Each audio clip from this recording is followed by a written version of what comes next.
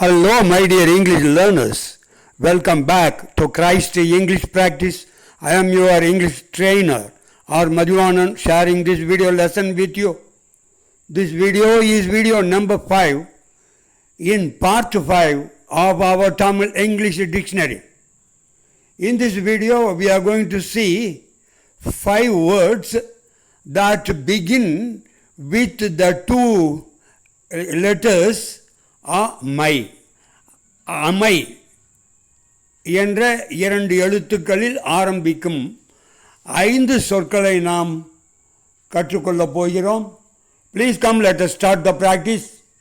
Word 1, அமைதல். அமைதல் இது ஒரு வினைச்சொல். ஃபார்ம், ஆங்கிலத்தில் ஃபார்ம், FORM, ஃபார்ம். இதனுடைய பாஸ்ட் டென்ஸ் ஃபார்ம்டு. ஃபார்ம் என்ற அந்த நிகழ்கால வினைச்சொல்லோடு ஈடி சேர்க்கப்பட வேண்டும். தமிழ் மீனிங் தானாக உருவாகுதல். அமைதல், தானாக உருவாகுதல். Form, past tense formed. இதற்கான எக்ஸாம்பிள் சென்டென்சஸ்: clouds, அதாவது மேகம், ஃபார்ம் இன் த ஸ்கை, மேகங்கள் ஆகாயத்தில் உருவாகின்றன. மேகங்கள் தாமாகவே உருவாகின்றன. Another example, due. டியூ என்றால் பனித்துளி.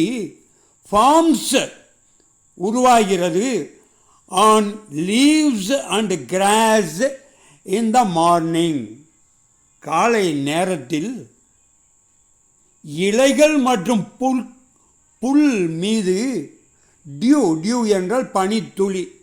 அது வெள்ளையாக சிறு சிறு பனித்துளி அங்கே புல் தரை மீது, குறிப்பாக இந்த பனிக்காலத்தில் நவம்பர் டிசம்பர் மாதங்களில் நாம் இதை காண முடியும். Dew forms on leaves and grass in the morning. Another example, a rainbow, ஒரு வானவில், forms in the sky, ஒரு வானவில் ஆகாயத்தில் உருவாகிறது, தோன்றுகிறது. ஓகே. நம்பர் 2, அமைத்தல். அமைதல் தானாகவே உருவாகுதல். அமைத்தல் என்றால் மனிதர்கள் தங்களுடைய முயற்சியால் ஒன்றை ஏற்படுத்துதல், நிறுவுதல். வேர்டு பாருங்கள், ஃபார்ம், அதே வேர்டு தான். அதுக்கு பாஸ்ட் டென்ஸ் ஃபார்ம்டு. இது ஒரு வேர்பு. தமிழ் மீனிங் ஏற்படுத்துதல், உண்டாக்குதல், நிறுவுதல். ஆங்கில வார்த்தை ஆர்கனைஸ். ஃபார்ம் என்றால் ஆர்கனைஸ். எக்ஸாம்பிள் சென்டென்சஸ்: வீனா நாம். ஃபார்ம் டீம்ஸ் ஆஃப் பிளேயர்ஸ், நாம் விளையாட்டு வீரர்களின் அணிகளை உருவாக்குகிறோம். We form teams of players. Okay. Number 2, we form committees. committees என்றால் குழுக்கள். we form committees to discuss matters. முக்கியமான matters என்றால் விஷயங்களை டிஸ்கஸ் செய்வதற்கு, வாத விவாதம் செய்வதற்கு, கலந்துரையாடல் செய்வதற்கு நாம் கமிட்டிகளை அமைக்கிறோம். we form committees. உதாரணமாக ஆலோசனை குழு, அதுக்கு அட்வைசரி கமிட்டி என்று சொல்வார்கள். இந்த மாதிரி செலெக்ஷன் கமிட்டி, ஒரு வேலைக்கு விண்ணப்பிப்பவர்களை தேர்ந்தெடுக்கும் ஒரு கமிட்டி, அதுதான் selection committee. Okay, we form committees to discuss matters. விஷயங்களை கலந்துரையாடுவதற்கு குழுக்கள் நாம் ஃபார்ம் பண்ணுறோம். Next example, we form a government. Government அரசாங்கத்தை நாம் அமைக்கிறோம். எதற்கு? டு ரூல் எ ஸ்டேட், ஒரு மாநிலத்தை, ஒரு நாட்டை. we form a government to rule. to rule to administer, நிர்வகிக்க. we form a government to rule a state. ஸ்டேட்னா மாநிலம். ஓகே. நம்பர் 3 பாருங்க, அமைப்பு. இது ஒரு பெயர்ச்சொல். ஏற்கனவே அமைத்தல் அந்த வார்த்தை ஒரு வெர்பு. ஆர்கனைஸ் என்று பார்த்தோம். இப்பொழுது இது பெயர்ச்சொல்லாக எப்படி, என்ன ஸ்பெல்லிங் பாருங்க. ஆர்கனைசேஷன், ஆர்கனைசேஷன் இது ஒரு நவுனு. இதற்கு தமிழ் அர்த்தம் சங்கம். அமைப்பு என்றால் சங்கம், அதாவது பல உறுப்பினர்கள் ஒன்றாக இணைந்து ஒரு குழு, ஒரு சங்கத்தை, ஒரு கழகத்தை ஏற்படுத்துதல். Example, WHO. WHO மீன்ஸ் இது ஒரு பன்னாட்டு, பல நாடுகள் சேர்ந்த ஒரு சங்கம். இதன் பெயர் என்ன? World health organisation. வேர்ல்டு உலக, ஹெல்த் சுகாதார, ஆர்கனைசேஷன் என்றால் நிறுவனம், உலக சுகாதார நிறுவனம். Okay, WHO. நம்பர் 4, அமைப்பு சாரா, அன்ஆர்கனைஸ்டு.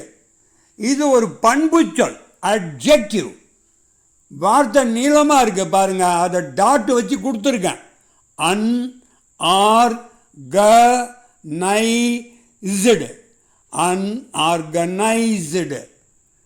முறையான விதிகளின்படி நிர்வகிக்கப்படாத, அதாவது சங்கம், கழகம் இந்த மாதிரி ஒரு அமைப்பு இல்லாத என்று அர்த்தம். இவர்களுக்கென்று இந்த தொழிலாளர்கள், குறிப்பாக அமைப்பு சாரா தொழிலாளர்கள் என்று சொல்வார்கள். எக்ஸாம்பிள் சென்டென்ஸ் பாருங்க. த டெய்லி வேஜஸ், தினசரி கூலி வேலை செய்பவர்கள், 100 ரூபாய், 200 ரூபாய், 300 ரூபாய். இந்த கொத்து வேலைக்கு போகிறவங்க, சிட்டாளுங்க, மேஸ்திரிங்க, இவர்களுக்கெல்லாம் தினசரி கூலி. இவர்களுக்கென்று ஒரு சங்கம், ஒரு குழு என்ற ஒரு அமைப்பு இல்லை. The daily wages are the unorganised workers. இதே போல் நகர்ப்புறங்களில் ரோட்டில் கடை, சாலைகளில் கடை, பழக்கடை, பூக்கடை, இவர்களும் இப்படிப்பட்டவர்கள்தான், unorganized workers. The daily wages are the unorganized workers. Number 5 பாருங்க, அமைந்துள்ளது. இது ஒரு பண்புச்சொல். ஒரு இடத்தில் இருத்தல், நிலையாக இருத்தல். குறிப்பாக ஒரு கட்டிடம், ஒரு வியாபார தளம், ஒரு பூங்கா, ஒரு பள்ளிக்கூடம், ஒரு கல்லூரி, இதெல்லாம் அமைந்துள்ளது. ஒரு இடத்தில் இருத்தல். லொக்கேட்டட் அட்ஜெக்டிவ், லொக்கே அப்புறம் டெட், லொக்கேட்டட். இன்னொரு இங்கிலீஷ் வேர்டு சிச்சுவேட்டட். இந்த வேர்டை உச்சரிக்கும் போது கவனமாக சொல்லணும். SICTUAV, சுவே, சிச்சுவே, அப்புறம் டெட், situated. Example sentence, the school is located near the park. அந்த பள்ளிக்கூடம் பூங்காவுக்கு அருகில், இஸ் லொக்கேட்டட் அமைந்துள்ளது.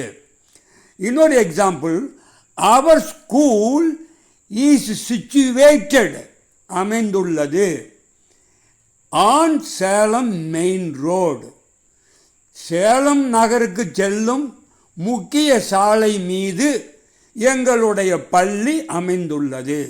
Our school is situated on Salem main road. இந்த ரெண்டு சென்டென்ஸ்லேயும் லொக்கேட்டட், சிச்சுவேட்டடுக்கு முன்பாக ஈஸ் என்ற வெர்பு பயன்படுத்தப்பட வேண்டும். ஈஸ் ஏனென்றால் இந்த ரெண்டு வேர்டுமே அட்ஜெக்டிவ்ஸ், பண்பு சொற்கள் அமைந்துள்ளது என்று அர்த்தம்.